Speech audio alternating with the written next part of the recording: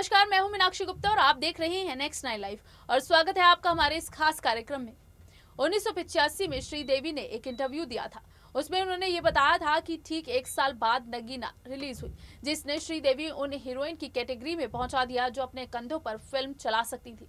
इस फिल्म में उनके करियर को उन ऊंचाइयों पर पहुंचा दिया जहां पहुंचना उनकी समकालीन हीरोइनों को सपना होता था। श्रीदेवी की परफॉर्मेंस की तारीफ हुई और कमर्शियली भी नगीना ने झंडे गाड़ दिए, लेकिन डायरेक्टर हरमेश मल्होत्रा ने इस फिल्म को लिखते वक्त श्रीदेवी के बारे में सोचा भी नहीं था। तो उन्हें ये फिल्म कैसे मिली, क्या सोचकर उन्होंने ये फिल्म के लिए हाँ किया? ऐसे कई सवालों के जवाब देती हैं Sridevi. The eternal screen goddess लेखक सतार्थक नायक ने श्रीदेवी की जिंदगी से जुड़े कई पहलुओं को इस किताब में खोला है। किताब के कुछ अंश एक वेबसाइट पर लिखे गए हैं। इनके हवाले से और जानकारी से आइए हम आपको बताते हैं इस फिल्म की मेकिंग के कुछ हिस्से। हरमेश मल्होत्रा ने नगीना की कहानी लिखी थी। उन्हें इच्छाधारी नागिन के रोल के लिए बेहतरीन एक्ट्रेस की तलाश थी। कई एक्ट्रेसेस के नाम पर बात चली, लेकिन हरमेश सबसे पहले जयप्रदा के पास पहुंचे।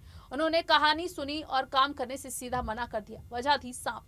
जयप्रदा को सांपों से बेहद डर लगता था, लेकिन रोल के हिसाब से सांपों के साथ कुछ सीन्स और गाने करने थे, तो बात नहीं बनी। लेकिन हरमेश ने हिम्मत नहीं हारी, क्योंकि उन्हें कहानी पर भरोसा था। एक बार फिर हीरोइन की तलाश शुरू हो गई। इस बार हरमेश श्रीदेवी के पास पहुंचे। उन दिनों श्रीदेवी बीमार चल रही थी। जिस दिन हरमेश मिलने पहुंचे वो बुखार में पड़ी थी। उन्होंने सरसरे तौर पर कहानी पढ़ी और हामी भर दी। नगीना की कहानी न सिर्फ श्रीदेवी बल्कि उनकी मम्मी को भी पसंद आई थी। 1987 में उनकी मम्मी राजेश्वरी ने एक इंटरव्यू में कहा था, ये उसकी पहली असली हीरोइन ओरिएंटेड फिल्म है और मुझे पता था कि वो इस रोल को बढ़िया तरीके से निभाएगी, इसलिए मैंने नाचने गाने और मारधाड़ वाली सभी फिल्मों को कैंसिल कर दिया था। मैंने उससे कहा कि वो सिर्फ नगीना पर फोकस करे। इस फिल्म में श्रीदेवी की एक्टिंग ने उन पैमानों को छू लिया जिसका मुकाबला बाद में कोई हीरोइन नहीं कर सकी। बिना कोई डायलॉग बोले सिर्फ आंखों से ऐसे डरावने एक्सप्रेशन देना सामान्य बात नहीं थी। तब ना तो कोई वीएफएक्स चलते थे, ना हरा पर्दा था। अपनी बड़ी बड़ी आंखों को डरावना बनाने के लिए श्रीदेवी ने लेंस पहने थे।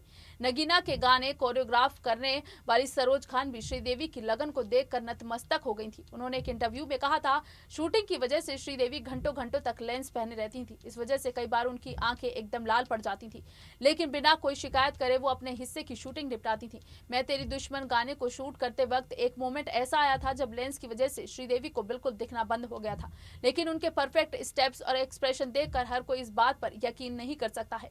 भैरवनाथ नागमणि की लालच में जो धुन बजाया करता था वो आज कल्ट बन चुकी है। मतलब बारातों से लेकर टीचर्स के ट्रेनिंग प्रोग्राम तक लोग उस पर नाचते नजर आते हैं, लेकिन इस धुन से बीट मैच करना इतना आसान नहीं था। मेकर्स और सरोज खान चाहती थी कि इस धुन पर श्रीदेवी बिल्कुल सांप की तरह नाचे। सरोज खान ने एक इंटरव्यू में कहा था, मैंने उसे घुटनों के बल उठने और बैठने वाले बहुत सारे डांस स्टेप दिए थे। कई स्टेप्स में उसे सिर्फ घुटनों की मदद से उठना था, जैसे सांप जब जमीन से उठते हैं। 1992 में श्रीदेवी ने एक इंटरव्यू में बताया कि मैं तेरी दुश्मन गाने पर अपने डांस के बारे में कहा था।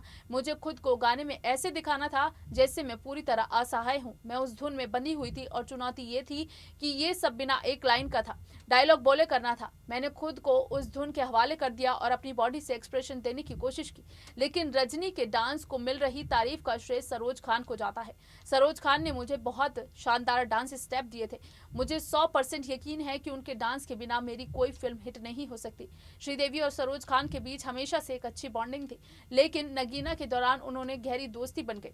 हालांकि बाद में दोनों के बीच मनमुटाव की खबरें आई, लेकिन दोनों के बीच जल्द ही सुलह हो गई।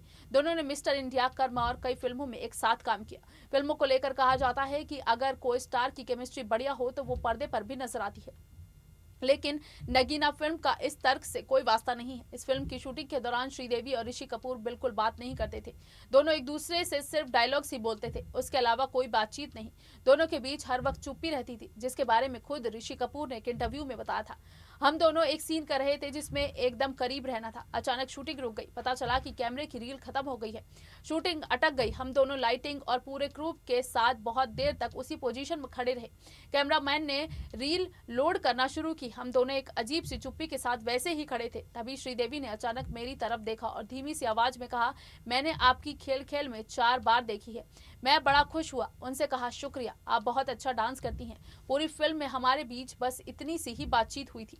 नगीना सुपरहिट रही और श्रीदेवी के अनगिनत फैंस बन गए, लेकिन वो डायरेक्टर हरमेश की फैन थी। उन्होंने कई इंटरव्यू में हरमेश की तारीफ की और हरमेश के बारे में उन्होंने कहा था, मैंने कई डायरेक्टर्स के साथ काम किया है, लेकिन हरमेश अलग तरह के डायरेक्टर हैं जो अपने एक्टर्स की भी परवाह करते हैं। शूटिंग के दौरान मैंने जब भी उनसे कहा कि आज मुझे अच्छा महसूस नहीं हो रहा, मेरा शूटिंग करने का मन नहीं, हरमेश तुरंत शूटिंग कैंसिल कर देते।